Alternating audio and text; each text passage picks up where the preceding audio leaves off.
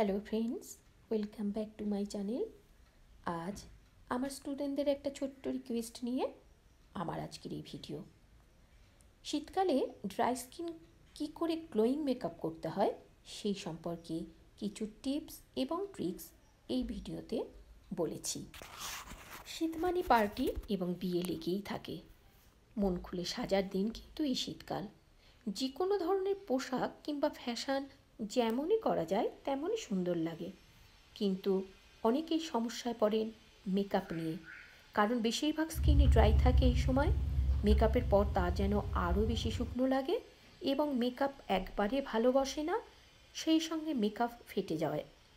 ফলে শীতকালে ক্রিম এবং ময়শ্চারাইজার বেশি ব্যবহার করার ফলে একটা স্কিনের ওপর পুরো ডেড সেল তৈরি হয়ে যায়। এই সমস্যাগুলো সমাধান করবার জন্য সকলকে যেটা করতে হবে, শীতকালে প্রথমে ক্লিনজিং করে স্ক্রাব করে নিতে হবে মেকআপের আগে। তারপর এসপিএফযুক্ত ময়েশ্চার লাগিয়ে নিন। ড্রাই স্কিনে অবশ্যই প্রাইমার লাগিয়ে নিতে ভুলবেন না। প্রাইমার না থাকলে অ্যালোভেরা জেল লাগিয়ে নিন। ড্রাই স্কিনের সবচেয়ে ভালো হলো বিবি ক্রিম বা সিসি ক্রিম। প্রাইমার ব্যবহারের পর এই ক্রিম লাগিয়ে নিন, এতে ড্রাই ভাব অনেকটাই কমে যাবে।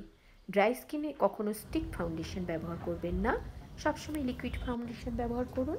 লিপ বেশি ড্রাই হয়ে গেলে লিপ বাম লাগাতে ভুলবেন না। গাঢ় রঙের লিপস্টিক লাগান। ক্রিম ব্লাশ অন ব্যবহার করুন। ফেস পাউডার বাদ দিয়ে দিন।